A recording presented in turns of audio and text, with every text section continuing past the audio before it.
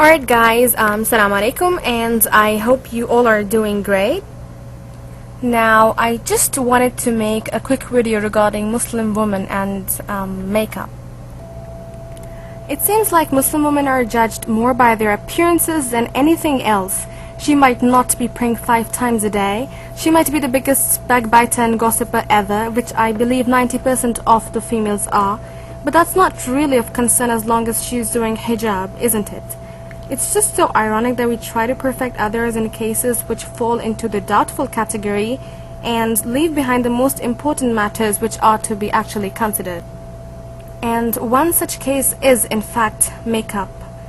I'm not trying to prove any haram act halal by making this video, but I just wanted to raise a question as to how on earth can we propagate something without a clear evidence. Makeup, something that's called as haram while having it on the face when it's not covered. This is what we keep hearing all the time, but the question remains, do we have a white clear evidence of it being haram? Keep in mind that the Prophet Muhammad, peace and blessings be upon him, completed and perfected the religion. Whatever was forbidden was clearly mentioned by the Prophet. And the Prophet step by step explained the do's and don'ts for a Muslim woman regarding her hijab. For example, applying perfume. Though applying perfume in itself is not haram, but when you are passing through non-mahrams, it becomes haram. Eyebrow plucking, which is based on the Sahih hadith mentioned in the sidebar. And by the end of reading this hadith, inshallah, Muslim woman will believe 100% that yes, eyebrow plucking is completely haram. It's not important that we get any logical reason on this or no, because I didn't get a pure logical reason as to why it's haram, and sure Allah knows best. Therefore we as Muslims hear and obey. Another example could be high heels, which is mentioned in Surah Nur as being haram. So I believe these are just a few examples which tells us that how the Prophet explained the anti-hijab material. And although not all, but these are just some examples, and I don't intend giving all examples right now since I don't have the time, and we will just move on to makeup. Probably you're thinking about Surah Nur verse 31, which says, "And say to the believing women that they should lower their gaze and guard their modesty, that they should not display their beauty and ornaments except what must ordinarily appear thereof." Do not display their beauty and ornaments except what must ordinarily appear thereof. It's like saying, do not display your beauty except the beauty which commonly appears in front of others. And notice there are no further restrictions on this ordinarily appearing beauty.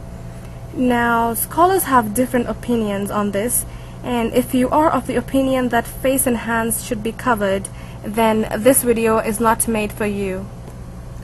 But for those who are of the opinion that face and hands can be shown, one might say that yes, the verse doesn't give any restrictions on this ordinarily appearing beauty, but the hadiths do.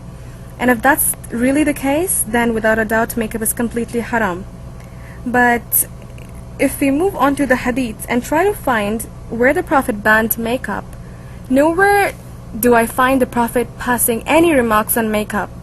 We can take kohol as an example. Kohol is basically eyeliner used to define the eyes, and it was a very common product used by the females at that time. It's not something to be ignored, since it's a part of makeup and it's not even rare. So the point to be noted here is not whether the Prophet spoke about it or not, but rather if it was something that would break the spirit of hijab, then how on earth did the Prophet ignore this? By this, can we perceive that the Prophet forgot to mention about it? Do prophets even forget? Or does this make makeup halal? Or does this topic lie in the doubtful category? Well, choose for yourself and tell me, if this makeup is such a big deal that it invalidates the hijab, then how can the Prophet not mention about it? And if you can't answer this, then I believe it's better to remain silent and not accuse other women of breaking the spirit of hijab by something as negligible as makeup on your face. Remember, every act has a level of decency in it. whether it be the way you dress, the way you talk, the way you walk. And similarly does makeup has a level of decency in it. It is not appropriate for any Muslim, whether male or female, to accuse another Muslim of not being modest by something as negligible as makeup. We must first try to act on the compulsory acts. In the case of hijab, your body and your inner being has more to do with hijab than your face. The way you talk to other men is of more importance than your face. So let's start working on the very obligatory acts which are clearly mentioned in Quran and Hadith, and then later work on with these small and doubtful matters. I think I've said it all, and I'll just end the video here with the following hadiths. Thanks a lot for watching my video. Thanks a lot.